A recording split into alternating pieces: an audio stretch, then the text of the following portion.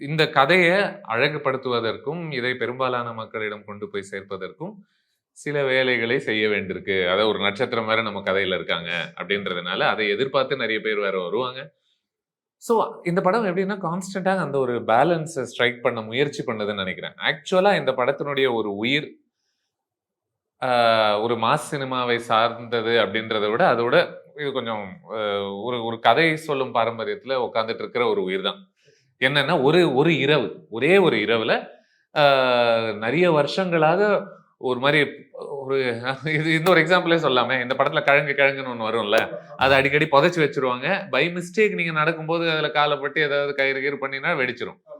இந்த படத்தினுடைய கதையே ஓரளவுக்கு அப்படிதான். இந்த நெறைய வருஷங்களாக புதைஞ்சு கிடந்த நெறைய எக்ஸ்ப்ளோசிவான அம்சங்கள் இந்த இந்த குடும்பத்துக்கும் காளியுடைய உறவுமாக இருக்கட்டும், எஸ். ஜே. சூர்யாவுக்கும் அந்த குடும்பத்துக்கும் சார்ந்த ஒரு உறவு என்னவாக இருக்கட்டும், இது எல்லாமே அவங்க அட்ரஸ் பண்ணாம அந்த வெடிகுண்ட அப்படியே புதைச்சு வச்சிருக்காங்க.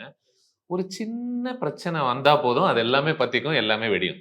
அதுதான் இந்த படத்திலேயே நடக்குது. அந்த ஒரு சின்ன பிரச்சனை வந்து பிரச்சனையா கூட இருக்க தேவையில்ல. லாஸ்ட்ல நீங்க பார்த்தீங்க அப்படின்னா, ஸ்பாயிலர் அலர்ட் தயவு செய்து படம் அத பார்க்கலன்னா பார்க்காதீங்க. பட் ஒண்ணுமே நடந்திருக்காது. அதுக்கே இவ்ளோ விஷயமா? அப்படின்ற ஒரு ஒரு ஒரு பொயட்டிக் அழகு இருக்கு அதுல.